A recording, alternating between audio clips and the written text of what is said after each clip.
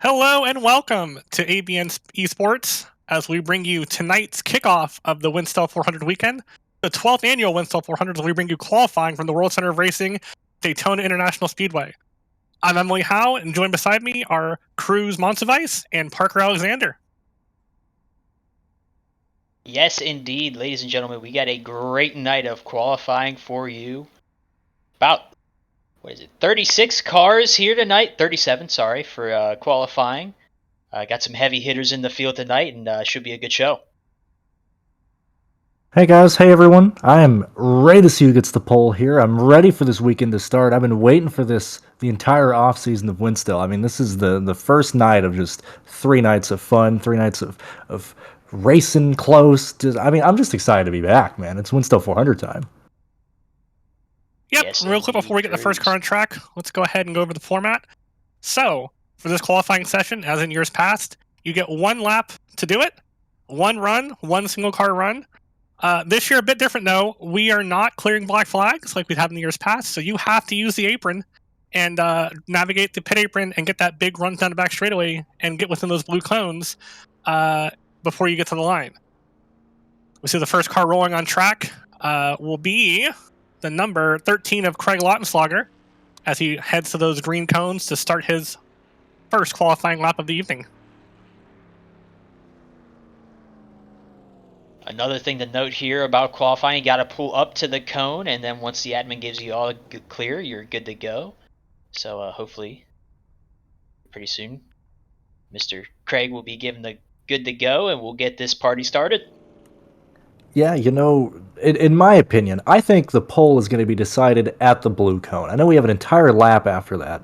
And we do have different approaches on this apron. Like, it's not just staying flat out, staying by the yellow. We're seeing some people enter turn one at like 80 miles an hour. We're seeing some people just go full throttle. I think we need to at least see like 151, 152, or at least a huge fast increase from 150 to like 153 on the back straightaway to even compete for the pole here. One good thing to note here about qualifying tonight is if you get up onto the track way too soon, or any time before that blue line on the out of turn 2, you will get a black flag, and as Emily said, we are not clearing those this year, so your time will be disallowed, and I believe you will be done for the evening, correct? That is correct. You get one attempt to maximize it, so that risk that you want to take, it can lead to big rewards, or if you get that penalty, you step over that line one inch too far, that is your evening done. You will not lock yourself into the front row of the Winstel 400, which is what's at stake here tonight. The front two cars locked their way into the Sunday show. They skipped the heats, they skipped the last chance qualifiers, and they are locked into the front row for the Winstel 400. Everybody third on back, they must race their way in to this great event. 191 down there into turn 1 for Craig Lautenschlager. I think you're going to need to see about 192 going into turn 1 to get a real fast time. We'll see what it is here for Craig, though. Yeah, at the end of practice, with the first time we've seen all like 36 guys, in a practice session doing lap after lap. It was Nate Stewart and Alex Martinez, Emily Howe, and Colonix, your top 4. I would assume one of those guys, one of those drivers at least, are going to be competing for the top 3 here. We're going to see what Craig puts up on the scoreboard to be the first official stone to see where it's thrown, where it lands. It's a 46.902 in the 13 car. Yeah, that's a good first dart to throw out the wall, but that's not going to be a pole winning lap, I don't think. I think you're going to have to run either it's going to be an 8-0 or a 7-9 to win the pole tonight, I think. So that is about a tenth off of where we were at the end of practice, and probably will not give him the pole. As we see the next car rolling down pit road, the number 9 car of Andrew Cootie. Andrew going to roll up to the line here and get the all clear from the admin.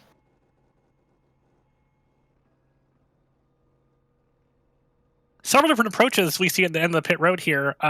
Anywhere along that white line, you can stop and put your nose as you see the Coney setup shot machine there, choosing a little bit lower than a lot of people will do. By the end of the night, we typically see that box is pretty rubbered in.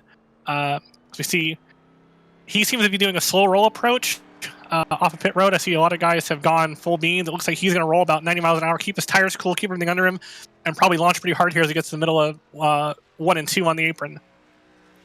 Yeah, you mentioned the slow entry into the corner here, and even once you get there, I mean, he's kind of diamond in the corner here. I assume he's going to leave like right at the edge of the yellow line, right there, right at 146. I mean, man, he may have rolled into the apron a little too late because I think we're already seeing a lap kind of dead in the water. There is some theory to that. I mean, I know the tires, they do react better. If you keep them cool, they will come on a little bit better on the last part of that lap. But I do think you're right. If you're really not going about 180 into turn 3, you're probably not going to have a great start to your lap, and it's not going to really be overcome by the fall off later in the run. Yes, indeed. Looks like about 191 into the corner there, so again a little bit down on that top speed into turn 1 I was talking about earlier, 192. We'll see what it is coming out of turn 2 here. Able to carry some good speed through there. Down the back straightaway, hitting 192, might hit 193 and off in the turn 3, barely touching it, as we see in the bottom there of your screen on this fantastic looking new ticker for 2024 for ABN. First debut here tonight for Winstel. As we come around through to complete the lap, really a lot of things too, strategy-wise, as to when you go down to that white line or below the yellow line to finish off your lap. Some people go down there very early, and it kind of drags the front tires a bit with that heavy steering. As we see, Andrew Cootie go top of charts there with a 46.859 to set the benchmark for the fastest lap tonight. Alrighty. Looks like out next is going to be the number 75 of Ryan Doucette here in the Zoopals machine. Looks like he's going to opt for a slower roll now. I thought he was about to speed up, but he's going a little slower. Now he's going to gas it up here going into turn 1. Yeah, Emily, as the person who created this setup, what are you envisioning, at least the pull time being? Like, certainly high 7s, but you think we're going to see anything lower than what Nate Stewart put down in practice with the 7.85, or you think we're going to see like 7, 8, 9, somewhere around there? Like, are we gonna see a lot of drivers get into the 8s, or is it just going to be kind of just the one and done like Nate did? There's a lot of mystery, honestly. We haven't really done any dedicated qualifying practice as we did in years prior. And there's a lot of late entries. Ryan Doucette, former Coke driver for multiple years. Nicolas Doucette, always fast. They showed up and haven't put a lap down yet, so really don't know what these guys have. They might surprise us here and put down an absolutely insane lap, but just got to watch and find out as Ryan Doucette takes the green flag in his classic Zoopals machine. Looked like a pretty good run up to the line for Ryan as he barely ticks in the 192 there on my screen, it looked like. So pretty good run here from Ryan as he comes down into turn number 2 here down the back straightaway, opting to kind of keep a little bit more of a shallower line than Mr. Andrew Cootie ran. We'll see how that works for him. That is a big thing, too, is how far you track out. Do you hold it right against the yellow line IndyCar style, or do you let it track out to the wall, like we've seen in years past in the Cup Series? And, it is just one single lap of qualifying at Daytona. It seems very easy. It seems very boring on paper, but when it's this high of a skill ceiling, the times and the strategies and the way that people do these laps, it's so methodical and it's so down with science. And I don't think that we're going to see much of a separation at all between the first and the probably top 10, as we see Ryan Doucette finish his lap at an 8:43 to go top of charts there. Not a bad time for Mr. Ryan Doucette is next up here. Looks like he's going to be Olivia Hayward in the number 72 machine. Rolling out here. We'll see what she does to start her lap. Also, I just want to point out, we also need to keep track of who has the best paint schemes here, okay? I like Olivia's. It's bright, it's easy to see, but there are some bangers. People have put in some absolute hours and days into the setups for these events, and certainly for the Winstel 400. I know Alex Bates took like 3.5 weeks to build his paint scheme. He just kept putting one layer at a time each week, so there's a lot of beautiful cars in this field. Yeah, we'll see that number 8 machine later on here as down the back straightaway into turn 3. Here goes Olivia Hayward. Looked like she opted for more of a kind of a medium speed run through turns 1 and 2 there on the banking. We'll see what she does coming out of turn 4 here.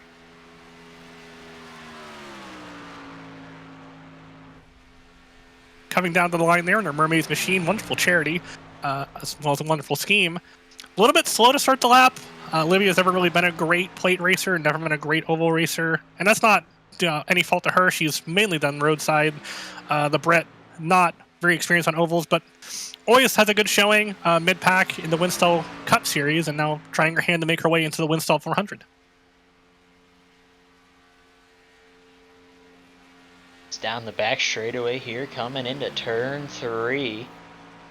See what this time is. A little high there in 3. That might shave off a little speed. You really got to try to keep that thing kind of tucked up to that yellow line, but you don't want to get too close to it. If you get too close to it, it'll bite you, and you'll lose a little bit of time like that. Is coming to the start finish line here for Olivia Hayward. It's going to be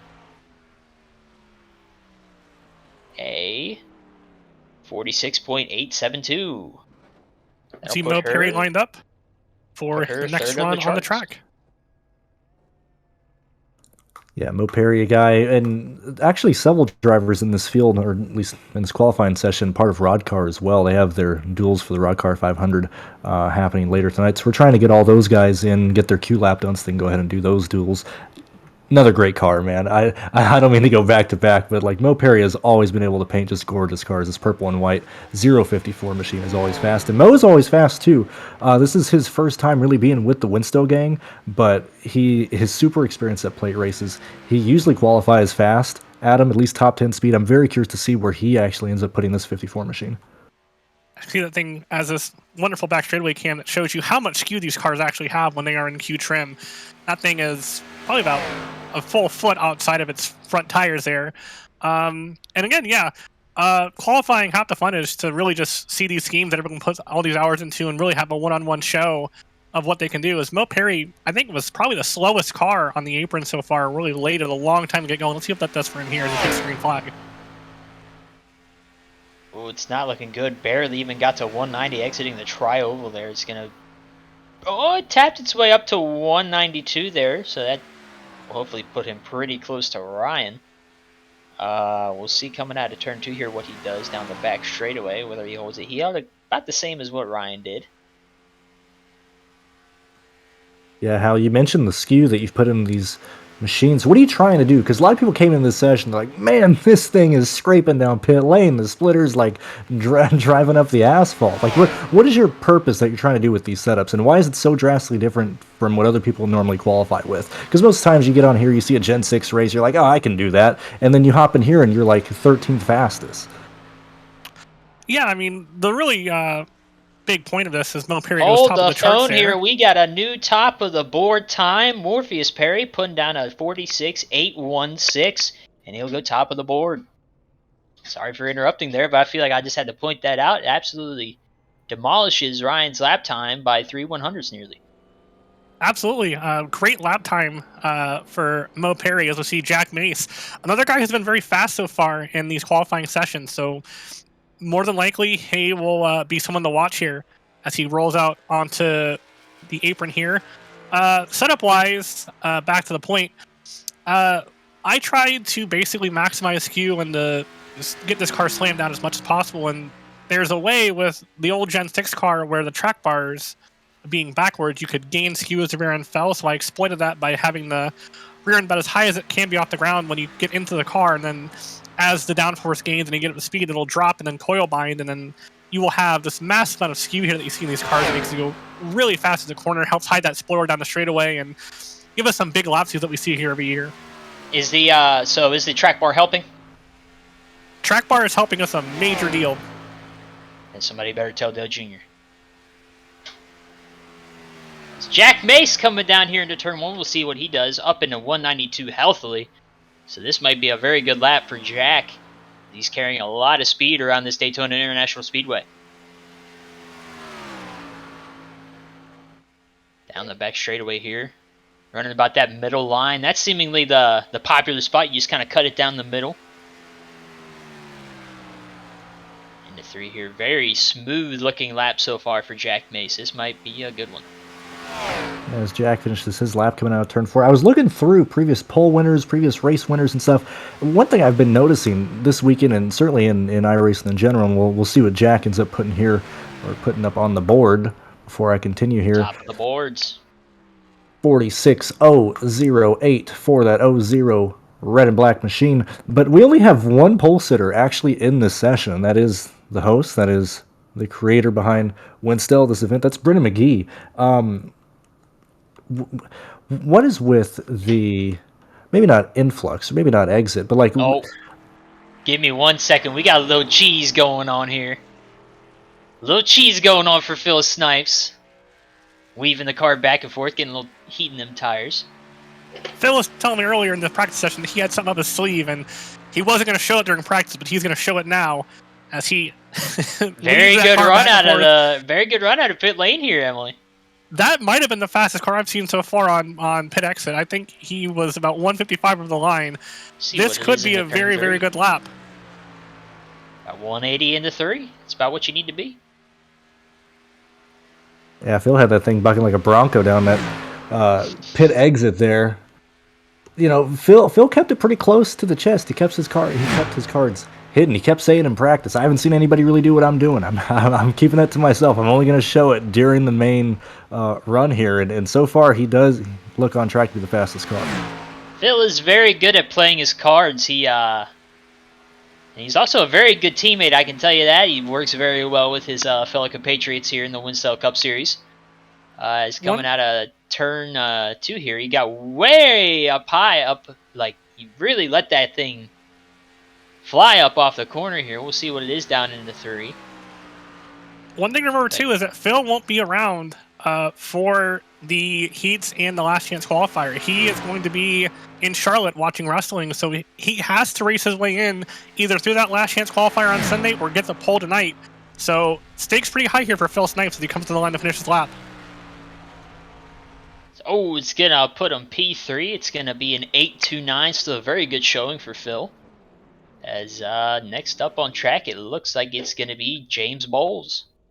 So I got to ask, in your opinion, both of you, what do you think cost Phil in his lap? Because he was the fastest car leaving the apron at the blue cone. He's the fastest one we've seen, whereas he ended up being third on the board here. Do you think it was just his, the next lap actually at speed and the lines he chose, or was it just something that happened with the tires? I noticed off of turn 2, he really let that thing swing up off the corner very fast. He didn't let it like kind of gently go up to where he needed to go, and I think that's what might have cost him a little bit. Yeah, I mean, there's a lot of little minute details. When you shift, what line you take here. We see James Ball, he elects to keep his left side running that black seam, which is where a lot of the fast guys have been running.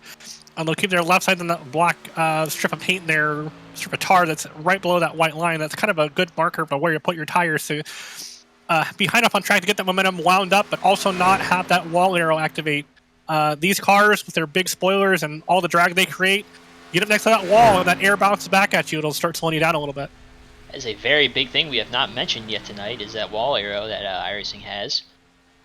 Very good point, Howe. Hadn't thought about that all night. Maybe that's why I went so slow in practice. You always gotta be thinking, Parker. You always gotta be thinking. You always gotta be on top of your toes with this stuff, man. I tell you. Yeah, with that wall push coming into effect, you can't.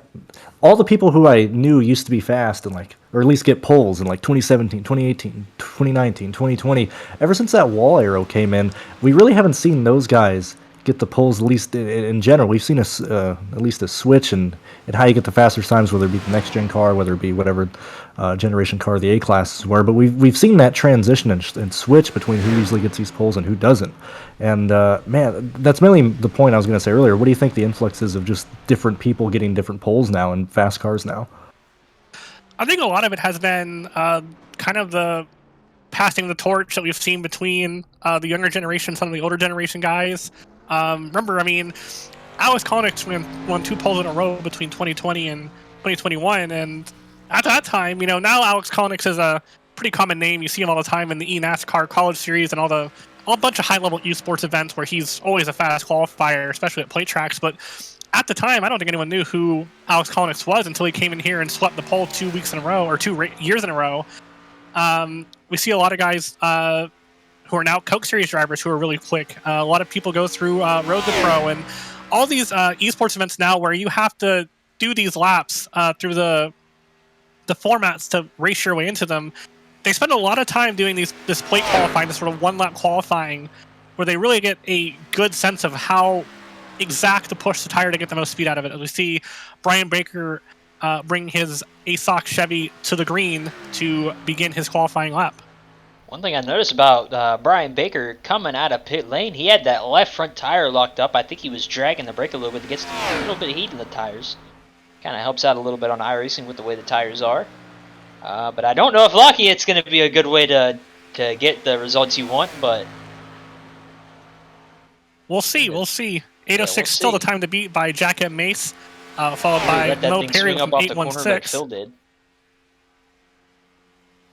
Yeah, Jack you Mace meant in chat saying they threw away 100th on the way to turn 1. Not very happy with his lap, even though it is top of charts in the Twitch chat right now. I was just about to say, in the Twitch chat, you can pretty much find everybody once they finish their run, they go in there and say, oh, I messed this up, I missed this part. And I'm going to let Brian finish his lap and then bring up the history of the pro drivers actually winning these events, or drivers winning this event and then becoming pro drivers, and so on and so forth. Let's see what Brian put it down. 46.07, slightly off of Jake in that 3 car. I almost put the 3 in the pole at Daytona. But when you look at the winners for the Winstel 400, under 2 different names, but Christopher Overland won it in 2013, Blake Reynolds, Evan Malason, myself, Justin Wilson, Femi Olot, Logan Kress, Logan Clampett, Colin Bowden, Blake Reynolds again, and Sean Butler last year. When you think of the names that have actually won this event, I mean, pro drivers have pretty much dominated the win column in this event over the decade it's been running. I think my favorite one of those races was the one that Clampett won, the 2020 edition. That was a very fun event. I remember that one very well. As we got Justin Malillo coming on the track here out of pit lane. Yeah, those of us who have been around for a while know that as of 2 years ago, we were still racing at Daytona 2007, the bumpy version of Daytona. And the 2020 edition was run in the 2018 Gen 6 cars at bumpy Daytona, and that was quite a thriller, quite hard to drive. Very fun package there. And then as these cars have gotten the new draft models and that sort of upgrades to iRacing have come out, we've switched to 2020 or to the 2012 repay version of Daytona and changed things up a little bit. One of the Winstel 400 will see Justin Malillo come across the line with number 53 Jegs Toyota Camry.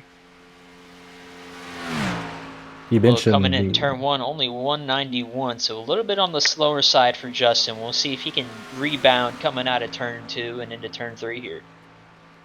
I was going to say, you just mentioned some of the cars that we've used for all these events. One thing that I don't think we're going to see, we might see some disqualifications in this Q run if somebody goes over the yellow line. But for several years, even on this smooth track, we have seen crashes in qualifying. That might be shocking to some, but I mean, it goes back to this setup and how just drastically different it is. If you just come from running the next gen car and then you just hop in here with no practice, there's a lot of guys who, you know, get in the car and be like, wow, this thing really is just loose by itself, as we see Justin Malillo get loose in the apron as he dove it down there with his 46.863 in this 53 car.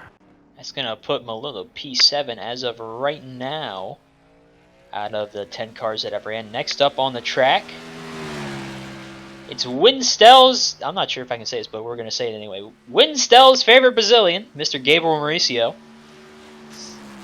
Yeah, Gabe been around for almost a decade at this point in the Winstel events. Always a great driver to race with. Never had that victory in the 400. Always very, very good at plate tracks, but never really a winner.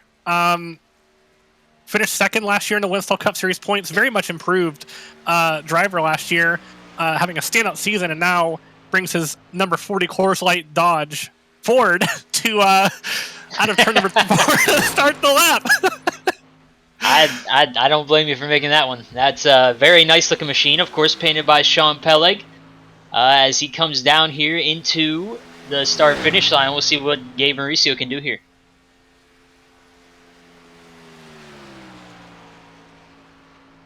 Looking good down into turn 1, that 40 machine.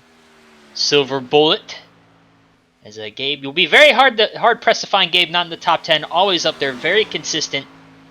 And looking forward to see what he can do here. Absolutely. I mean, I think he will be up front all night long in the 400. Definitely a guy who's always at the front.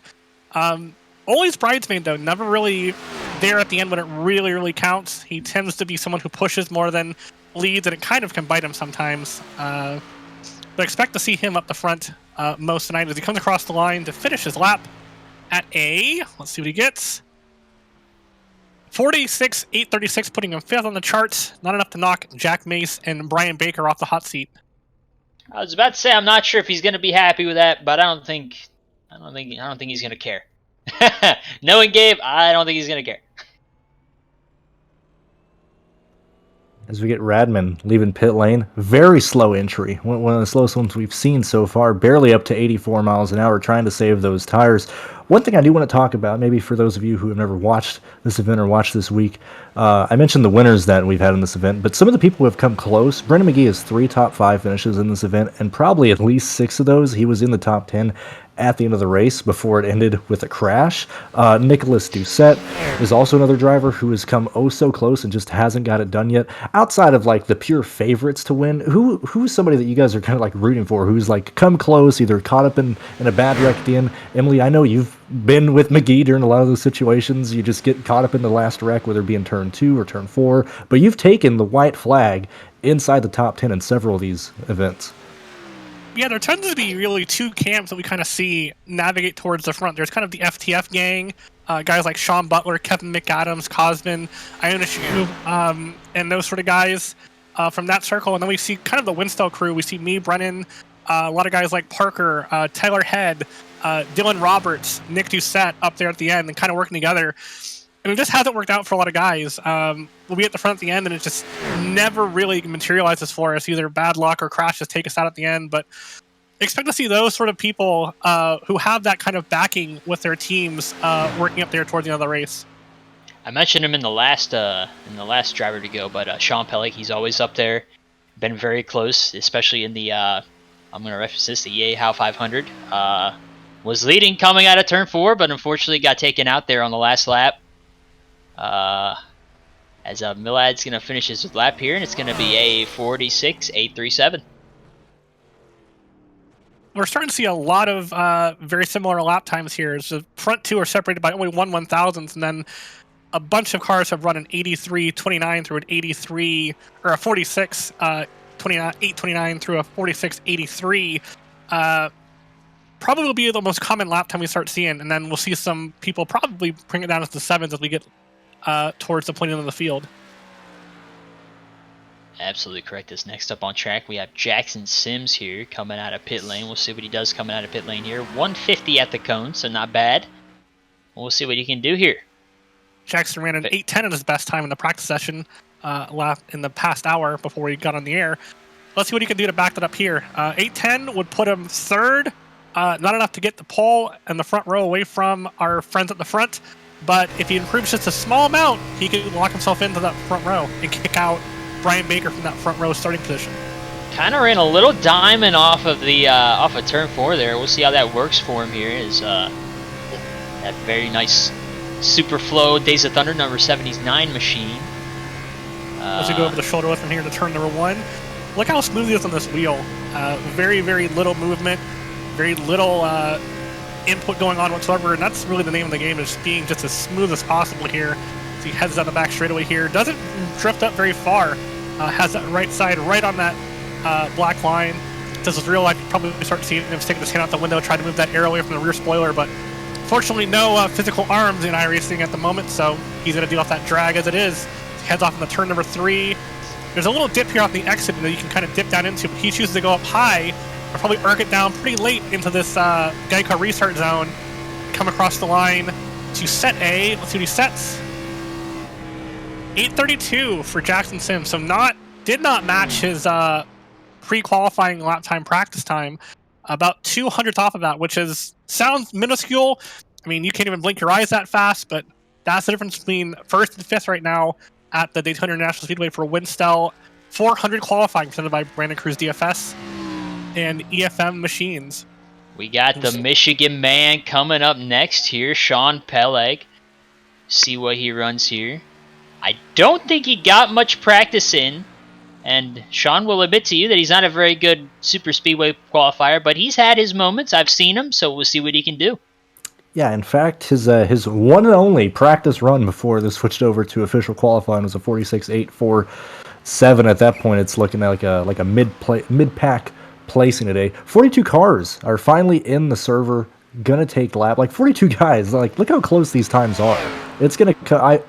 I'm gonna change my mind. I think we're gonna probably see at least 3 guys in the 7s by the time this is over. Put you on the spot here, Cruz. Who do you think will be in the 7s? I don't know. That's a lot of cars. That's why we're here. We get to learn together. We get to experience it together. Give me one name, Cruz. One name. I'm gonna go with James Holzer in the 42 car. When he comes out there, I'm expecting the 7 from you, James. James, if you're listening, you have been put on the spot by none other than Brandon Cruz Montevich. So we see Sean Peleg drive down the back straightaway in his Michigan Wolverine machine. Sean, I'm very sure, is very proud to be a Wolverine this week. I would ask him for an interview, but I don't think he's probably stopped screaming since Monday night. He was his machine off in turn number 3 and 4 to complete his lap. Yeah, the Michigan car, of course, all decked out with the roses, and the Wolverine on the front's got the rose in his mouth. That's a nice little touch. As Sean comes down here for completion of his lap, it's going to be a 46.835 improvement over his qualifying or his practice run, but unfortunately not going to be good enough to get himself into the top 3 or 2. Sorry. Head back down the pit road, looking at Julian Valadez rolling out here onto the speedway in his number 211 Ford. Chooses to go pretty flat out off the grid. Just going to send it. Hope to get as much speed as he can off of the exit here. Staying pretty low, probably going to arc it down here. I've seen a lot of guys going down towards the grass, but he's going to head up right towards the end of the track and really hold on to it there, as he barely keeps his right front inside that blue cone to get out on the track. I think Down the back Valadez would be. straightaway. Oh, I think Valadez would be a great example of kind of the traditional just floor it and hope it sticks approach to qualifying. He's really the first guy we've seen that just kind of just slammed it from pit lane into the apron. So I think he'll be a good benchmark of what the traditional qualifying style typically does with the setup. Yeah, Valadez ran a 46.931 for his best lap time in pre-qualifying practice, so he'll have to pick up a bunch to be able to set it up at the front row. Tall task ahead to gain a 10th and a half between practice and qualifying. Should note that the weather is identical. It's static, so there is no change between runs. There's no wind. There's no sun angle change, no clouds. This track is identical from run to run.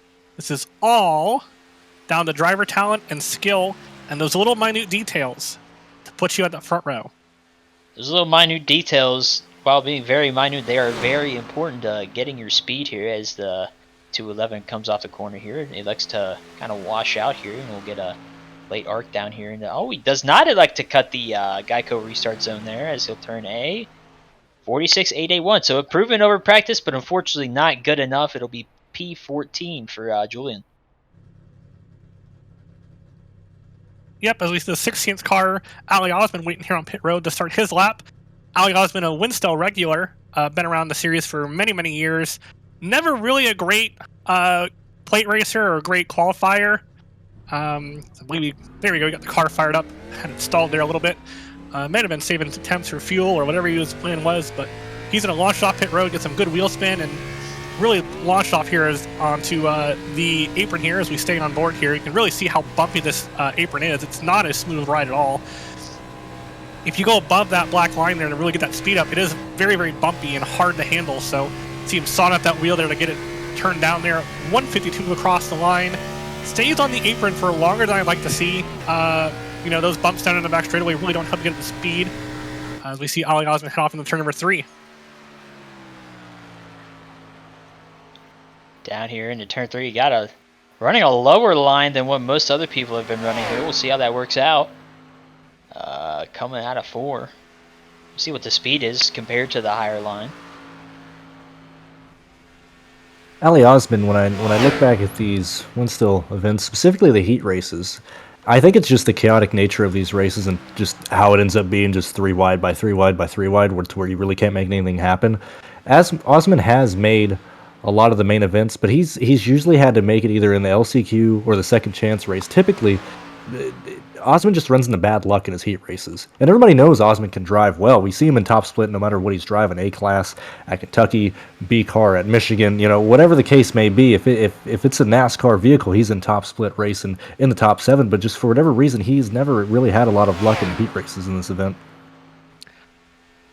I think one of the big things is that Osman really doesn't ever, I don't think I've ever heard Ali Osman speak before. So a lot of, doing well at plate races is making those connections. Winstel's a very big community, very big group. So a lot of us work together, know each other very well. But if you aren't communicating, you aren't making those call outs, you really have struggles getting people to work with you here. And when it comes down to it, only 12 cars make it through from each heat. So when it comes down to the end of it, you got to be upfront, you got to be making up calls. And if you're not making those friends, it'll be a struggle to really get people to work with you and go with you and trust you to be able to make your move to the front. Yeah, Mr. Osman and I have had some history, so my mama told me if you don't have anything good to say, don't say anything at all. I didn't know your mother was Michael Waltrip's Bond. Well, it's a very good piece of wisdom. As on the track here, Mr. Matthew Skipper, my man ski up here down the back straightaway. Running a pretty darn good line here in 3 and 4. We'll see what Mr. Skipper has to offer. Matt Skipper, big time World of Outlaws guy. Worked for Volusia Speedway for many years, and now has moved over to the World of Outlaws late model series on their side, following their tour around. So congrats to Matt Skipper on that promotion or that new job that he's got. As we see him come across the line, start his lap in his number 6 Coke machine. Yeah, I don't know about running this car at Daytona, but more power to him. It seems like last time it was here, it brought some bad luck. So we'll see how this works out for Mr. Skipper. It's down the back straightaway here, already up to 191, so hopefully we're on a pretty good lap here from Matt. Historically, Matt has not been a great qualifier, so tall orders for him to really match some of the guys in the front. Let's see what he ran in practice. He ran a 995 in practice, which really is probably was not a full lap. Let's see what he has to represent himself here as he comes across the line. 46.860, putting him 11th fastest so far out of the 17 that have run. Very respectable time out of Matt, but not enough to get him to the front of the row and lock himself into the Winstel 400. Unfortunately not for Skippers. Next up here, we got the number 90 machine of Michael Sturgill. Sturgill has, of course, done a few of these. I know he did it last year. We had some good battles, and hopefully he can put down a good time here. Yeah, if you notice there, he was doing some of that Phillips Snipes cheesery off the pit road there, wiggling the car back and forth, trying to get heat in those tires, and whatever he thought that conditioning would do to the tires. Let's see what Michael can do on the track here.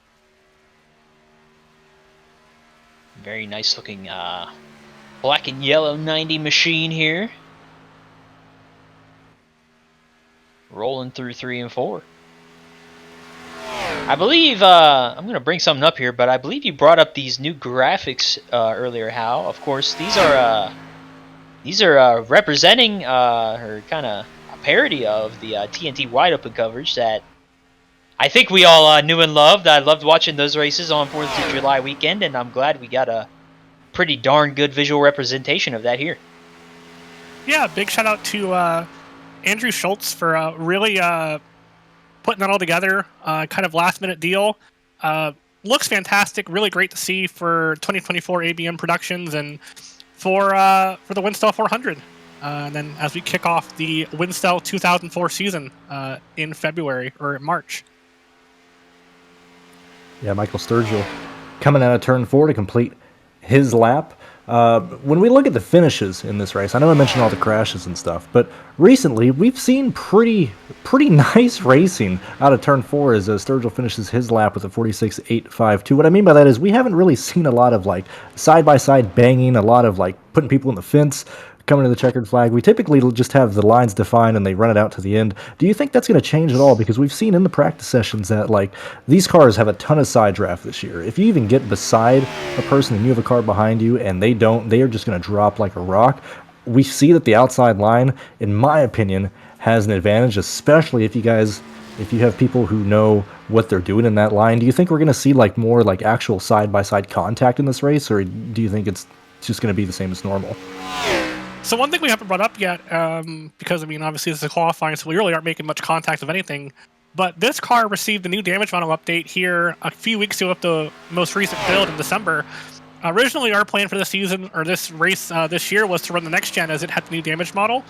But with this car getting the new damage model recently, it has completely changed the racing in this car. Last year, with the new draft model and the old damage model, it really had a lot of net code. You couldn't really get close side by side. So it really limited how hard you could side draft there at the end. And usually, with the limited contact you can make, usually the last lap there was usually a crash, fifth on back, and the front 4 or 5 would get separated out. And it's hard to really make those runs when you're separated like that. But now this year in the practice races, we've seen you can be incredibly aggressive, get away with a lot more aggressive side drafting. So I think the pack will stay together much more tightly as we come to the finish Sunday night. As Dylan Roberts coming down here for the end of his quali run in that very nice drink water machine painted by yours truly. It was a son of a gun to make, I tell you. Coming out of 4 here. Gonna cut the apron here, and we're gonna see what Dylan can run. It's gonna be a 46.820, and that'll put him P4. Dylan always very solid in qualifying. Not enough to really pull it off there, but this is one of the favorites to really set a good lap here. Logan Kreutz, believe Cruz, he's a multiple-time winner of this event, correct? Slightly correct. He is a winner of this event. Blake Reynolds is the only 2-time winner of this event, but Logan Kreutz won it in 2019 with the COT car in the fastest Winstel race ever, because we were doing 230, 240. He won a race where you had to drive it on bumpy Daytona. This is a guy who's going to compete. Now, I have no concern about him making the race. He's going to be up in the field on Sunday, I guarantee you. Absolutely. Another one of the black stripes or former black stripes that we see here every year. Always up front at the end, always a challenge all race long as he brings his team Chevrolet. Very nice looking car, very simple, but always very stand out on the track as he brings his number 03 Chevrolet to the green flag. Down here into turn 1, gonna be carrying some good speed here as that very nice, as you said, 03 machine of Logan Kreutz. What year did Mr. Kreutz win? If you don't mind me asking. Yeah, Logan won in 2019. The man who got the pole in that event was Tyler Head, way back a few years ago, pre-COVID. That was the COT event we did for this event, correct? That is correct. Of course, Tyler Head likes to flaunt this one around, but he has the fastest pole time in Winstel 400 history. Yeah, Tyler, I tried. I was looking. I can't find that time. We just know you have the fastest time. We know nobody's going to beat in these cars, but I have no idea what your time was. Okay, Logan Kreutz puts it top of the board right now by 2 1,000ths of a second with a 46.804. Not in that sevens yet, but certainly a time to be reckoned with. That moves Brian Baker out of the top 2 positions, and it leaves very Logan nice Kreutz and Jack. Not very surprised to see that at all as the number 42 machine. Sorry, 042 of James Holzer rolling on the track very slowly, going about 80 mile an hour here. Now, I do want to note that this is one of the drivers that Mr. Cruz has put on the spot for running a 7 here, so let's see what James Holzer can do. Hopefully doesn't let down our man Cruz in the booth. He ran an 8:18 in his pre-qualifying practice, so he is someone who can run that 7 if he improves just 200ths of a second. A lot of pressure on James, all on probably the most pressured guy in this session now. He has no idea I'm rooting for him, but I think he feels it. I know he feels it. I know he can do it. You can feel it in your plums. I want to point out the top 2 in the session so far, Logan Kreutz and Jack Mace, both ran 8:11s in their practice runs, 8:04 and 8:06 between the two of them, about a pickup of 5 1,000ths. Over their practice session. So if we're tracking that same for James, that won't be enough. But as he heads off into turn number 1, let's see what he can do. Like a very nice 1 and 2 there, and lets it feed up to about the middle of the track. I think the cheese is going to be getting them right sides on that kind of black seam there down the middle of the track. I think that seems to be the line where most of the fast guys are running. Down into turn 3, good speed again here for Holzer.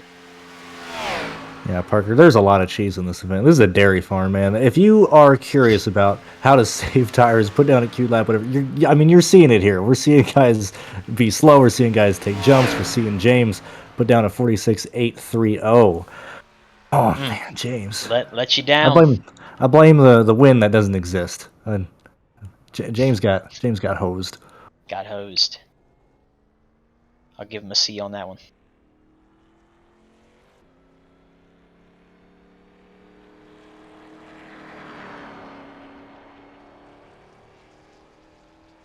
I'm calling her.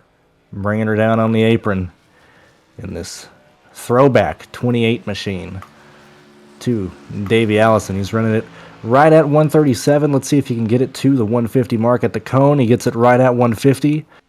See where he does compared to everybody else. Kind of automatically swinging it to the at least third at fourth-ish line down this back straightaway here. Rob is a guy who I have not seen a lot in our practice sessions. However, he did run 14 practice Q laps, and his fastest lap was 46.812, which would put him right around the third to seventh range if he can replicate that on this run. Yeah, we'll see what Rob can do here. Obviously, very competitive practice times. He'll be looking to replicate that, and I hope he can. As down into turn 1 here. Very tight line onto that yellow line, looking pretty good. See him come off turn 2 here. That beautiful looking 28 car throwback to Davey Allison. Beautiful use of the spec map there with those chrome numbers and the flat whites and blacks, and great use of spec maps this year from a lot of these folks. It's great addition by iRacing in the past few years to really add some pop to these paint schemes. So we see him come around through 3 and 4 to complete his lap. Let's see what he can do. Can he dethrone the combo of Logan Crest and Jack Mason in the front row? We'll see here coming down to the start-finish line. It's going to be a 46.825, a drop-off of about 13 1/1000ths.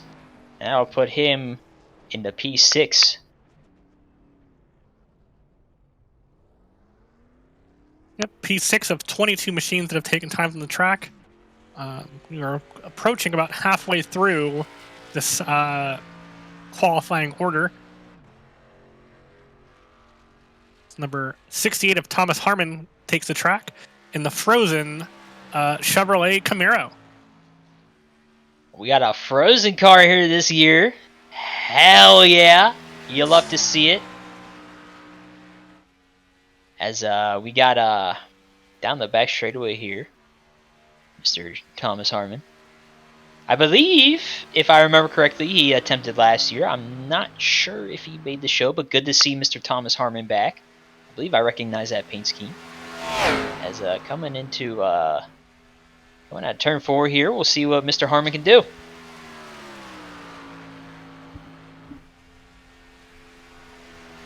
Harmon ran an 8:34 in pre-qualifying practice, which pretty average. Would put him around right inside the top 10 right now. Needs to pick up about 300ths to really get up to that front row and start rattling those guys off the front of the field.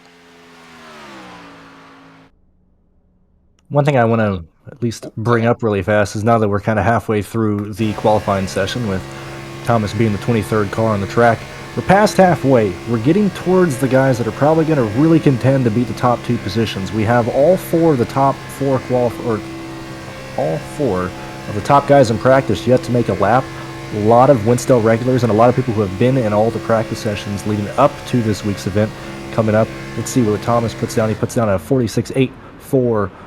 Going to be good for 13th right now. But I think as we start getting to the second half of the field, I think we're going to start seeing more guys contend for this Logan Crest time, as it sounds like I'm getting called down to start getting ready to go, as Evan Lack is going to go ahead and hit the track. Yeah, Evan takes his number 33 Ford, his Coors Light machine, out onto the speedway. Cruz, anything particular you're going to try to do during this qualifying run now that you can kind of focus on that? What are your thoughts for getting the pole here tonight? Well, I'm currently trying to listen to Phil tell me where to stop here. A couple more feet, apparently. See Cruz going through the intensive lineup process, making sure everybody has a fair shot tonight as Evan Locke round through 3 and 4 in the back of your picture to come to the green flag for his lap. Evan running a very odd scheme. He's got the DEI stripes on a Ford. I'm not sure how I feel about that, Evan. As coming into the trioval here to start his lap. Evan ran let me see here, a 46.805 during his practice run, so we'll see what he can do here. Seeming like a very good plate qualifier here, Mr. Lack. Evan has been really known in the Winstel series for a lot of qualifying laps, and a lot of times that doesn't really benefit you for the race. But if you can lock in that front row start, it'll shotgun him right to the top of the field. And, very interesting car, I agree, but I think a lot of times he just ends up blending in with Gabe and camouflaging himself as Gabe and gets a lot of people that way, It works out for him. Your friends where you find him. If you find him looking camouflage as another driver, so be it. Exactly. Round through 3 and 4. Coming to the line here. Let's see what he can do as he crosses the line. An 8.30 for Evan. Not going to be good enough for the front row. Only going to be good enough for P8. Unfortunate for Evan. I'm sure he's very disappointed with that run. Yeah, but Evan's certainly going to be a guy that we want to watch in the heat races. I am going to very gently just be so gentle with this car. I'm not going to compete for the pole, but I just kind of want to show this paint scheme. Trying to keep the tires cool, and then I guess about right here I'm just going to start slamming it. This is probably the hardest part of this entire lap. We're seeing... Yeah, I'm going to let you focus on this one, big dog. We ain't going to get it, man. So, like, look, I'm at 143 right now. Let's try and get to 150 at the line. Barely got it, but I think I short shifted because I was distracted. But man, look at this car! I finally got a car that looks good. I've had like monstrosities in this event before. Oh, you think that was good? It's better than what I've had. Do you want to go back to the plane? It's an improvement as compared to last year and years prior. I know. Cruz, oh man, that old machine! I tell you. Whew. What do you got on that machine this year? He's got a couple of my logos on there. I'm not sure if I like it. Are you a Kiss Army fan, Parker? No. You didn't see the end of the road tour? Man, those guys are so awesome. Paul Stanley, Gene Simmons. Where are all my 80s and classic rockers in the chat? Anybody like Motorhead? Anybody like Def Leppard, Judas Priest? I mean, that's the real group I want to hang with. Get out of here, you boomer. Is the number on the side of your car your age? Like, yeah, it's the year I was born in. Dang old 1954. As we'll see what you can do here. Been a very talkative lap. 3 and 4 here. I gotta be. Another thing I did was I turned off in-game like the iRacing sound, so I have no sound. So I was just I have no idea what I shifted. I have no idea what we're doing. Like, we're having a fun time. All right, next up here.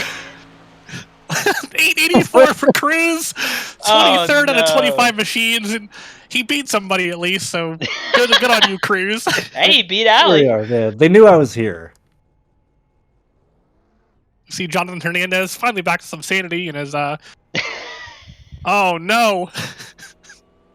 As I get the call next to go do my lap. Jonathan been one of the very pleasant recent additions to Winstel and the Winstel 400. Love racing against Jonathan. He's been a very clean racer and able to race very cleanly up front too. So hopefully we'll see him put down a very good lap here. Hernandez, are we able to kind of zoom in on the back of this car? I don't know if we're going to be able to really do it a lot in his heat races or during the race, but apparently this race vehicle is driven by a ton of rats. I think it is one of the more humorous. It looks like about 700 rats if you can get it on the back of that thing. I'm not sure if you have the chase cam or not, but it's a very, very interesting rear end of the machine. There we go. Driven by 700 rats. Made sure that it would blow as much air as I could out of the car, give him a little bit more drag as he cuts up in the turn number 1. Are you going to see it real good as the shadow kind of dissipates and leaves the vehicle? This is what we all have been looking at in these practice sessions. I mean, this is the top of the paint scheme list in my opinion, just for this alone. Jonathan making his way down the back straightaway here. I also might say I really like that car. It's a nice little throwback to Dale Jr.'s 2015 AMP Energy machine that ran at Michigan. Really liked this car as a kid. Glad to see it being recreated here. Is Jonathan going to make his way out of turn 4? We'll see what he puts down here coming through the tri-oval. It's going to be a 46.836. That'll put Mr. Hernandez 13th on the board as we speak. All right, here we go. Mrs. Howe leaving pit lane. Let's see what type of cheese she's going to do here. Slow approach. The person who knows this car in and out already wiggling. Little. We've seen a couple drivers do this, but Emily, the floor is yours here.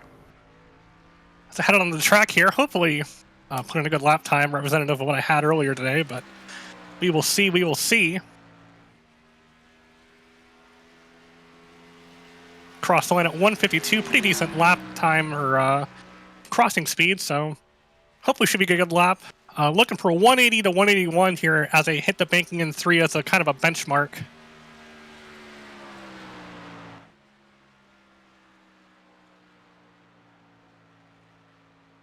Looking good here in 3 and 4. Very smooth.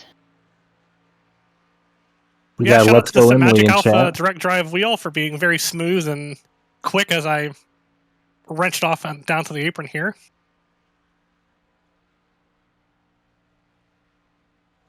I think you're clearly the fan favorite. There's been more fanfare in the chat for you than anybody else. The pressure is now on you, not James. This is my pick. I just thought I'd let that be known. This is my pick.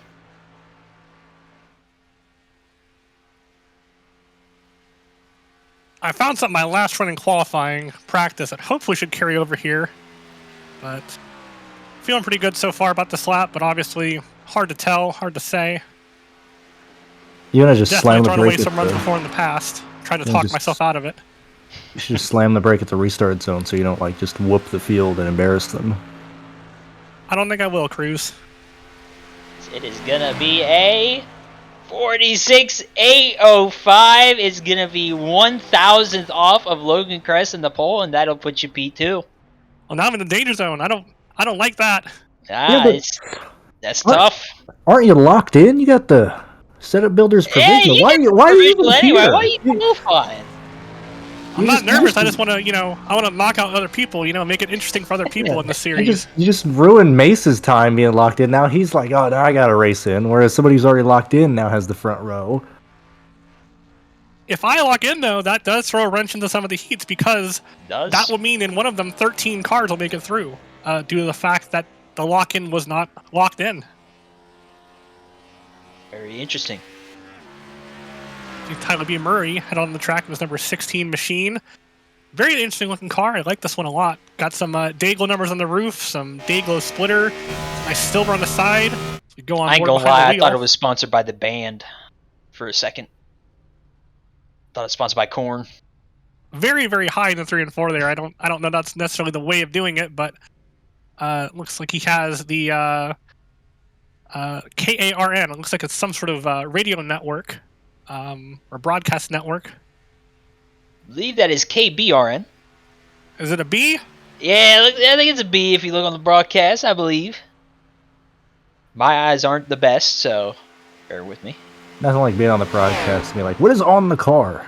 We haven't seen Tyler so far during testing. It's this is the first for all of these cars. All of us are going to be in our cars racing and qualifying, so we haven't had time to really go around the grid and look at cars. We've been busy trying to kick our fenders in and shoot holes in the spoilers. So our cars are definitely cheated up because we don't get teched as broadcasters as often. You can tire I dope. mean- You can do whatever you want here. This is a fun league. We're driving the cheatingest car of all time, the Toyota Camry, so I mean... See Tyler come across the line here. Puts it on a 46.907. Not enough to write home about, as the top 2 still remain me and big-time Logan Cress. As the top 3 separated by 2 1/1000th of a second. Parker has just gotten a call to get into his uniform and put his fire suit on Oh, and boy. get to the end of pit road. So Bryce Saucier headed onto the speedway and is looks like stolen Kyle Busch Joe Gibbs Racing Toyota Camry, the M&M's machine. Kind of see a fan stick their phone through the catch fence there to catch a glimpse of our good friend Parker out on the pit road. Parker, who's on the hood of your race car there? It's me. Oh, And look at this man. Look at this handsome boy. Looking real good in that Dope Depot machine. A little over the line, but that's fine. You Oh, do you, no. man. You cheat all you need. should see in the background here in a second. Bryce Saucier coming to the green to start his lap. He heads round the pit road to the green flag here. Careful, cameraman. Don't get out too far. Watch out, pit road. I must have blown your toupee off there. That was a quick flyby at about 190 miles an hour. Toupee? Bryce off. I didn't say you had the toupee. I said the cameraman's toupee. Okay. Or the Dick Berggren little hat that he wears. I don't know what camera guys wear anymore. I thought that was a beret. Is it a beret? Thank you, Cruz. Okay, yeah, I got you. I know my military stuff. Don't worry. Hey, my man Dick Berggren. Shout out. If only he had some military boots, then he'd be even cooler. So we see Bryce Soche go through 3 and 4. So wind it up towards the stripe. Put on my gloves. Bryce ran 8.81 in pre-qualifying testing. He's going to have to pick up a decent chunk of time here to get to the top of the charts. He puts down an 8.47. Respectable time, puts him inside the top 20, but not enough to knock off the front row. As we see, the top 3, or top 4, all 1/1000th apart. Logan Crest went an 8.04, I ran an 8.05. Jack M. Mason an 8.06, and Brian Baker 3 was an 8.07. Very, very, very tight front of this field. Here we are, the Dope Depot machine, driven by Parker. You want to talk, or you want to concentrate and try and knock Emily off? I don't know about all that, but we'll see here. That'll be my excuse for not making a 7 was I was talking the whole time. Yeah, I'm not expecting a good time. I couldn't really get a good deal there in the last little bit of qualifying. Couldn't really find the speed I needed. But we're gonna give her a shot here, down here into 3 and 4. As Parker drives around. Yeah, I feel like I'm running a little too low. I was going to say, you're one of several drivers here who actually has Dale Earnhardt in the vehicle. Do you think that gives you any more speed? I know Sean has it, and a couple other ones. Cruz talking around to the Dale Earnhardt helmet painted by yours truly. Winstel favorite. As we ride on board over the shoulder with Parker Alexander, he heads off into turn number 1. It is Dope Depot Toyota Camry. Parker never really got any Winstel poles. But great plate racer in this number I try. 45 machine. Winstel regular. Last year race with a broken wrist, came back from that adversity. Great fellow all around the race with, one of my good friends. Be seen him here in about another month here at the Atlanta Motor Speedway along with half the Winstel crew. Parker ran an 8.29 in pre-qualifying practice. Let's see who does it across the line. Whoa! Tell us. Whoa! Look at that! Look at that! Look at that. First What the driver hell? in the 7. Look at that. Well, where did that come from? I don't know. I cooked. Dope Depot machine was fast. Parker, you were looking to back up your 3rd place finish in the Winstel 400 way back in 2020 with that Son run. of a... I can't finish that. Son of a very fast race machine. Woo! First off, let's pick it down here to Emily Howe. Emily, how do you feel about getting knocked off the front row by Parker Alexander? Oh, not great to feel it. Have to not be front row for qualifying, but Parker, how do you feel getting that first position out there, really setting a benchmark? I don't know how to feel. I don't... I've never really been that great of a plate qualifier, to be honest with you. I know, we talked you down. We really talked you down. I talked myself down, really. I mean, I don't know what happened. Honestly. It was, midway through that lap, we turned the camera around to focus on Dale, and I think he picked up about 5 Yeah, miles man, an hour. I looked over, I saw Dale on the broadcast. I had to do it. Man, I'm telling you, I saw him cheating on that line. He was trying to get every ounce of speed, put in that car before he took the green flag. Spencer Owens starts his lap. We've officially lost the plot here in the booth. Yeah, I'm losing it. Beautiful looking car there. Is that a real car that... that is a real car. It ran in the 2020 500, I believe, so he's following on the same theme as Matt Skipper here. I believe that scheme did not have a very good time of it. I believe it got stenhoused, but very good looking. I've always liked these kind of special Exalta cars they had. It's a shame that we're stuck to white, red, and black for those now, but that's a story for another time. I don't know, man. William Byron to that. Go ahead. Spencer ran a 9.07 for his pre-qualifying time. Bumps it up to an 8.83. Not enough to knock off our good friend Parker Alexander from that pole.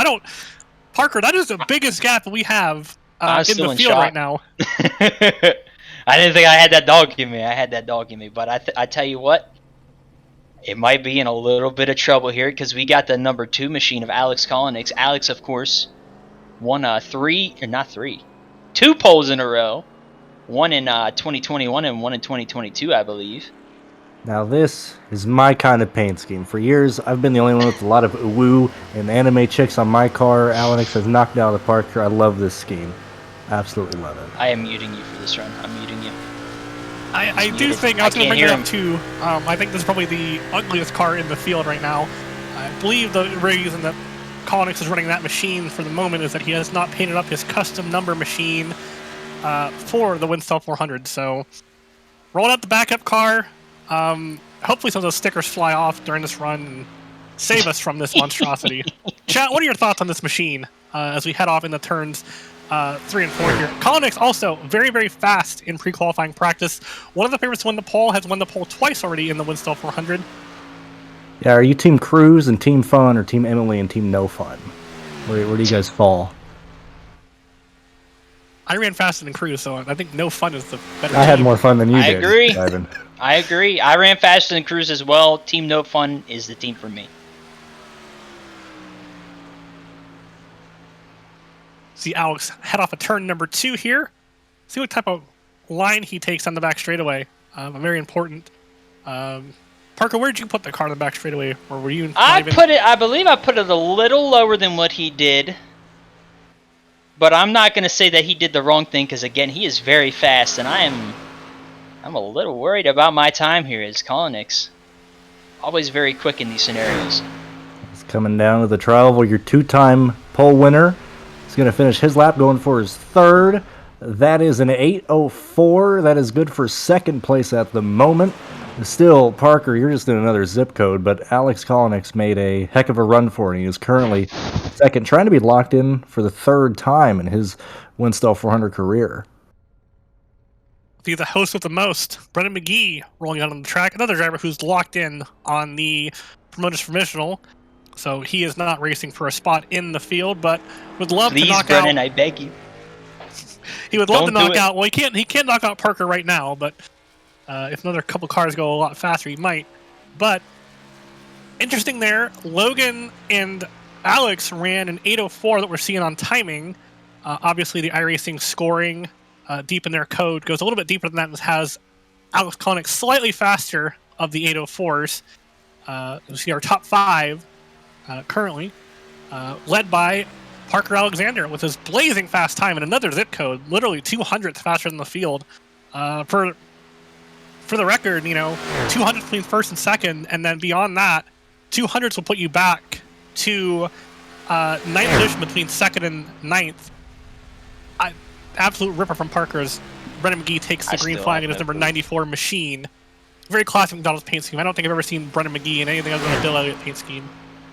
He's been Casey Kane a couple of times. For the officials, he does run a lot of Penske power with his good friend Jose Salas Jr. and Penske boys. Yeah, that is quite a race to not sign up for if you're ever.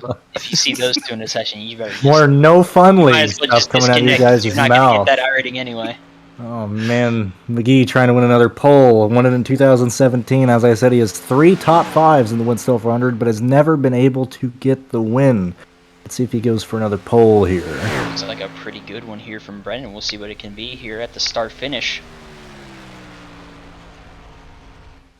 8:16 for Brendan. That's going to put him P8. A little slower than what we usually see out of Brendan. I feel like Brendan's usually always up front for these. So he did improve between his pre-practice and his qualifying time, but again, not enough to knock off our good friend Parker Alexander in the booth. We see Alex Martinez in the sister car to Bryce Saucier, the number 88 Toyota Camry. Same paint scheme though, base scheme. Alex was incredibly fast in pre-qualifying practice. Ran a 793 to be fastest of anybody. So Parker, how you feeling knowing that this car might just knock you off the top spot here? Well, I mean, if there's going to be any two to do it, I believe it's going to be either him or Nicholas Doucette. Also throw in Nate Stewart, make that 3. So he is definitely one of the ones that I got on my radar here, and we'll see what he can do. Yep, gotta apologize to Nate there. Nate was the fastest car in pre-qualifying practice with 785. Gonna practice. Alex Martinez ran 793. As we got Brendan McGee down on pit road for us. Brendan, you got a copy with us? I do. How'd you feel out there, driver? You usually you're pretty good, but you didn't have enough to join your good friend Parker up there at the pole. I had the dud. I went full throttle just a little bit too late on the apron there and ended up probably costing myself a little bit of time. But I was like, crap, when I see myself only hit 152 at the blue line, I was like, uh-oh, I need another mile an hour or two right there. I was just a hairline slower than I wanted to be getting on the gas pedal. So too little, too late. So I think I cost myself at least a top 5 qualifying run right there. But it's all right. Thankfully, got the owner's provisional that way, so I'm locked in. I don't have to panic that way. Parker, you're sitting pretty right now. We're getting down to the last few cars left. I gotta tell you, Brennan, I'm feeling pretty damn good. I know. As Alec Martinez comes across the line with a 46.801, did not match his pre-qualifying pace, but enough to knock out Collins off the front row. Goes second on the charts behind Parker Alexander, so he currently is in the hot seat.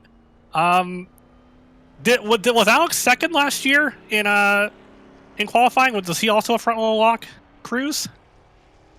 I do not have that data available, so I do not know. All I know is he's won the pole twice. I think he was on the front row more than once, but we only care about poles here. That's the stat that. I know, but I believe wasn't Brennan one of the ones last year?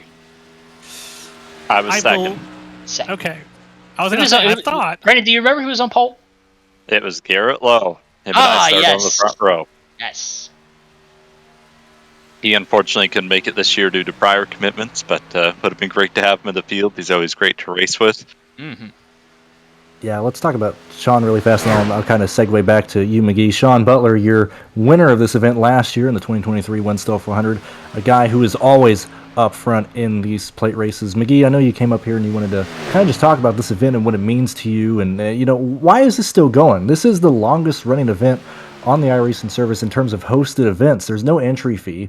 The payout's been over $1,000 for several years now. Like, what keeps this going for you? What keeps you doing Winstel? What makes you want to do all this stuff?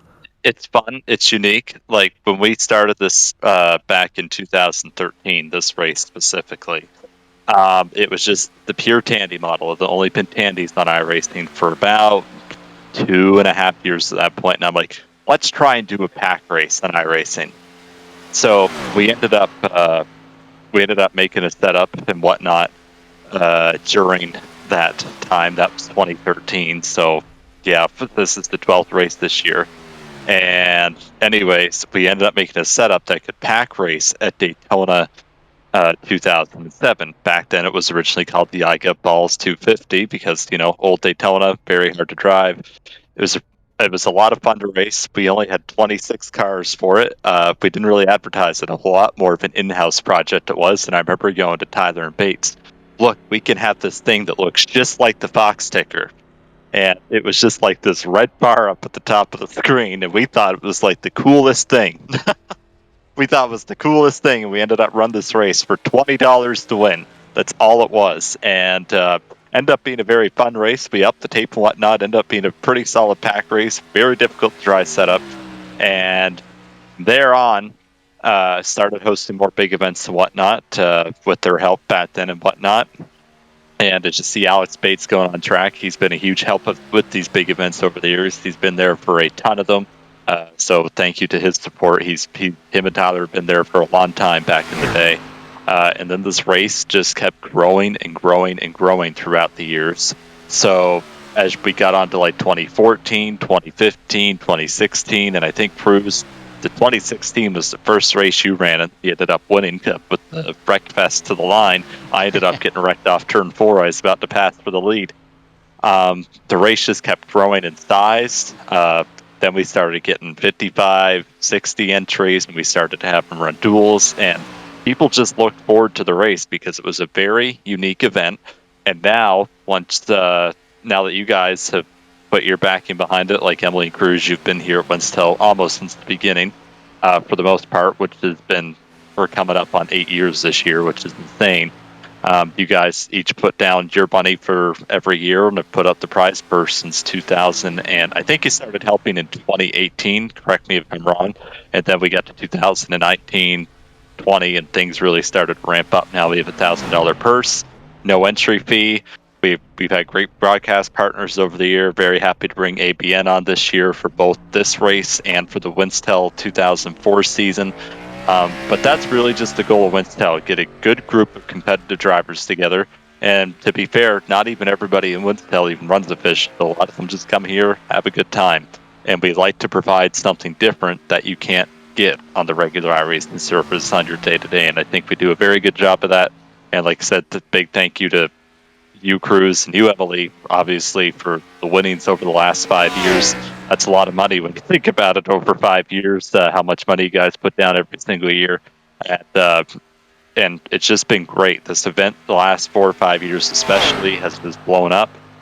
Now, every year, we get about 80% of the same people returning every single year, and I think that speaks volumes just to how respected this race is at this point. A lot of people enjoy it. I call it the Daytona 500 for people that may not be in the Coke Series at this point. A lot of people really enjoy coming out to this race. It means a lot to them. May not have the biggest purse in the world, but it's free entry, and it's a great way to have fun, great way to put yourself in a competitive field, and it's just a blast to run it every single year, just as Winstel is as well.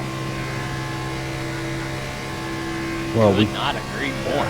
Yeah, and we couldn't do it without you, Brent. I mean, the reason why you're continuing is because you've been able to make this. Like, Winstel is here because of all the work that you've also put in. Like, don't just sell yourself short there. So I'm just happy that it's still going on. I'm happy that we're all here, and I just can't wait for this weekend. I may have created Winstel, but at this point, and I might be the head chef, but it is very much a group effort that makes it happen. And a lot of steady hands go into the play to make decisions and whatnot, as we all know from the chats and everything. But it's very much a group effort. And just to put into perspective how long this race has been running, this race started running in 2013. That was the first year NASCAR brought out the Gen 6. That's how long it's been. Very long time running, and a long time Winstel member, Aaron Smith, here in the iconic number 70 yellow machine. Yeah, he's well versed in the Winstel world, and he's been around for a long time. You always see him in that bright yellow car as he comes down the back straightaway here at Daytona to get his qualifying lap in. Well respected too, might I add. Very, very nice to race Aaron whenever he shows up, and hopefully we can see a good lap from him. Hopefully not too good. Just an update on the guys who have run while we've been talking to Brendan McGee up here. Alex Bates qualified at AA. Where is he at? 46, 843. Corey Cook again in 843. Sean Butler in 845. That group. Very similar lap times. None of them front row contention as Aaron Smith II starts his lap in that iconic 70 machine. Brendan, we want to thank you for being down here and talking with us. And we hope that you enjoy the rest of these speed weeks. Yes, thank you, folks. And we'll see everybody tomorrow night for what is a huge night of racing. We have the heats and the second chance tomorrow night. We have 120 laps of Daytona to complete tomorrow night between all three races. And it's going to be some high-octane style racing. Get ready for lots of 2 and 3 wide as people battle their way into the Winstel 400. Thank you, folks, for taking the time to talk to me. And I'll see you all tomorrow and Sunday. Alrighty. Thanks, Brennan. Thank you. Aaron Smith completes his lap there with an 8:17. Very good time for Aaron Smith. And I say that, that's only good enough for 10th position right now. This stacked field has absolutely... I'm sweating. Yeah, this is when the pressure comes in. Really, your final 5 drivers, any of these guys could easily push Parker off that. We got Kevin McAdams, Nicholas Doucette, Dean Doucette, Yusuf Ghali, and Nate Stewart. I mean, these are guys who are basically expecting to finish these laps in the top 2 positions. See Nate Stewart roll off of turn number 2 there to start his rollout past the green cones in his Apex Racing machine, or Apex Action machine, I should say. Yeah, that very nice white and blue number 4 machine coming out of turn 4 now. Gonna start his lap. Kind of ran a little bit of a diamond there off of 4, hoping to carry a little bit more speed from that as he comes into the tri-oval. Best time for him in pre-qualifying practice was a 7:85, which would be 3 times faster than what Parker ran. But also of note, he ran 4 times laps in practice, and his worst of those was an 8:09, and 2 of those were below an 8. So a very good shot for Nate here. Very consistently fast so far as we go on board with the driver down the back straightaway in his number 4 Toyota Camry. Those Toyotas are very fast tonight, aren't they, Parker? They are, and he's holding a very pretty wheel here. I'm liking what I'm seeing out of Nate Stewart. I think he might be giving me a run for my money. Man, He certainly that is. may not be taking at time, so it might just be only 2 cars after McAdams after this. As Nate comes across the line, dives down to the bottom of the racetrack What's it to gonna be? run a 46. 8:01 ties for second, but Alec Martinez in the rounding off, those digits past that number that we don't see, was a little bit faster. Those tens of thousands of seconds really count as he remains second on the charts. Nate, the favorite coming into this, the fastest pre-qualifier, qualifies third. Kevin McAdams assuring us in chat too, as he rolls out here, that he is no threat, saying he's going to throw it on the bumpy version. But let's see what he can do in that iconic 26 Doritos machine. Another one of the FTF drivers, him and Sean Butler will be working together throughout speed weeks if they do not qualify front row. And then in the 400, they are always up front working together. As he winds it up onto the track here, don't believe he got a lap in pre-qualifying practice. I believe he was a late entry into the... Took a while to get through tech, so that car might be cheated up, but see what he can do as he comes out of turn number 4 to take the green flag. He's got a lot of things one on of your that. sets if it didn't take at least 15 seconds to clear. So Yeah, he's got a lot of designs on that car trying to beat the NASCAR tech here. McAdams ran basically all year. He ran up front last year, and if I didn't cause him to wreck, he probably would have finished top 3. So look, McAdams is going to be up front in in his heat races. I see him easily advancing into the main event on Sunday, but it's just him and Nicholas trying to fight for the top position. So Parker, if Kevin doesn't do this, you're in there, bud. we're in. That's it. So, Oh my! You know, I never thought I'd see the day personally, but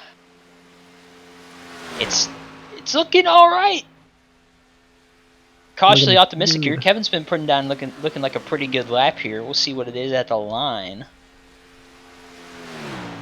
It's gonna be a 46.847, and that will put Mr. McAdams, it looks like, P28 out of 39.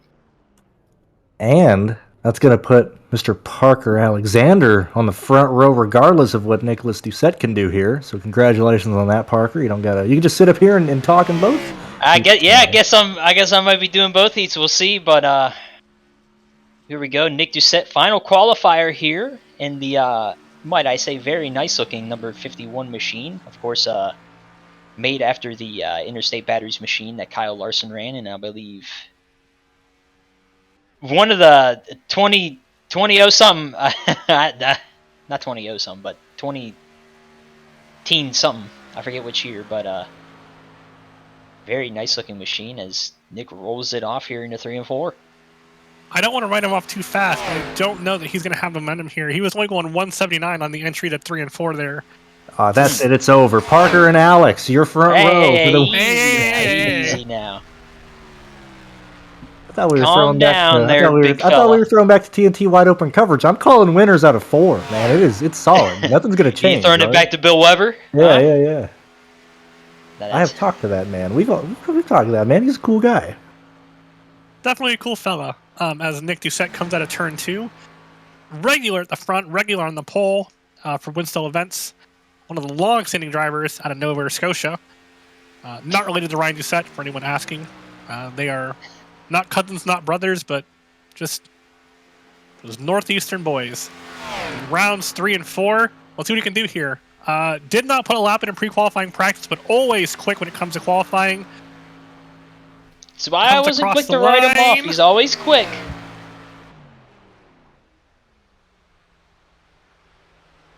Oh No, my! not enough.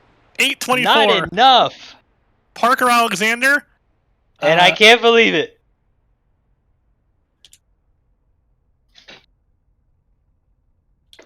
We're listening to the in-game announcement for Brendan McGee going over driver chat, congratulating Parker and Alex on qualifying first and second for the big show on Sunday. Great job from all these drivers tonight. Put on a great show. Parker with the only lap in the sevens. Surprisingly, we called at least 3 or 4 to be in the sevens, but he was the one to do so. Also, we got Alec Martinez in the booth with us. Alec, you got a copy? I do. How does it feel to be second on the board, but most importantly, locked into the show for the 2024 edition of the Winstel 400? Well, I'll tell you what, it feels pretty good to be locked in because the heat races are always a little wild, a little crazy, and it's good to have good pit selection coming on Sunday, so it's going to be fun to be a part of, but always happy to be a part of the Winstel 400. I know it's been a while. Last year, I think I did it, but I don't think I finished too good, but obviously getting the weekend started right, starting second and getting locked in, so really no worry, and I get to enjoy watching the heat races and enjoy watching some Saturday football as well, so should be fun. Alec Martinez, always a great plate qualifier. You were on the pole last year, weren't you? Was I? I don't. That might have been 2021 that you were on the pole. I don't know. I don't know if I've won the pole for this. I know I won. You may not have. I think you've won the pole before. I know you're always quick when it comes to. I don't mean to toot my own horn, but I did win the pole for the firecracker this year. But that's what it was. That's what it was. Yeah. I knew you won some pole. But either way, congratulations. Thank you very much. Really, those tens of thousands really counted there for you because you beat Nate Stewart by literally nothing. Exactly on the board. Whatever iRacing math has in the background gave you the nod in your M&M's Caramel Toyota Camry. So we'll be seeing you on Sunday. All right. Well, I appreciate it. Thank you, guys. Anyone want to shout out before we send you back? Yeah, appreciate everybody putting this Winstel 400 up, and obviously the sponsors. I think Brandon and yourself are putting up the money for this. So I appreciate you guys doing this. This is always a fun event to come out and run, and just happy to be out here. Shout out to Parker for getting the pole, and then everybody watching. I hope you guys keep tuning in this weekend. It should be a fun weekend of racing, and I'm looking forward to being able to see it and then competing on Sunday night. All right, that was Alec Martinez. We will see him on Sunday to lead off the front row in second in the Winstel 400. And again, pole sitter Parker Alexander. Parker, how do you feel now that it's official that you will be leading off the Winstel 400? I don't know what to say. I feel like Sean whenever he won the pole for the EA Sports 500 all those years ago. Like, I don't know what to say, really. Never really been that good of a plate qualifier. I was honestly getting really, really frustrated there towards the end of practice because I couldn't improve. And to do that was something pretty special. And you can't wipe the smile off my face right now. I'm ready to get Sunday rolling. I mean, you're smiling so much it's stuck on the car, man. It is. I don't know if I'm smiling on the car. I might be smiling on the hood. I don't know about the sides, but there it is. Look at that. That's pretty dope, man. Just gotta say. Was that pun intended? No. Well, that was a pretty good one. I'm proud of you, honestly. Man, I'm ready to get this show on the road. I'm very excited. I'm just glad I don't have to worry about the heats and crap like that now. Those things are stressful. They absolutely are. I had to deal with those for the first time last year, and You're very glad this year to not be locked in. Last year, I know me and you worked very well to get to the front NAR. Well, we wrecked out in the last lap of our heat, but then we were in that second chance qualifier. We made some moves up the middle. The last lap of that heat. That was a But crazy you know event. what you did. Yeah. But as you see Parker wheeling his machine on the side of his car. Speaking of the heats, those will be tomorrow, starting at 7 p.m. Eastern Time, race 1, 8:10 p.m. for race 2, and then the second chance race will be after both of those at 9:20. Top 12 from each will advance their way through, and then the rest of the field race it out for the rest of the transfer spots in the second chance race. You'll see all the action tomorrow on ABN. Looking very much forward to it. Cruz, do you have any closing thoughts for us this evening? I don't got any closing thoughts. I'm excited. I'm gonna just be on the top side the entire weekend. I don't care if I get involved in a wreck. I don't care what happens, whether I go through the heat, second chance, last chance, whatever. You're gonna see me by the wall the entire weekend. So that's where you'll find me. Cruz, I hope there's a big Tony Stewart pile up right in front of you. I ain't gonna Tony lift. Stewart 2012. I know. I ain't gonna. I don't got the ability to. I don't got the IQ to. All right, how would you close this out? And how about let's get thrown out of an Applebee's, huh? Sounds like a good idea to me. Thank you all for joining us tonight. First night of Winstel on ABN. Glad to be with our new broadcast partner. Hopefully to grow a lot this year. Big thanks to everyone behind the scenes. David on cameras, Carmen behind the scenes running the Twitch. We will be sending you over to the HTL, I believe the Truck Series, as they complete their action on ABN Esports 1. Thank you all for watching, and have a great night.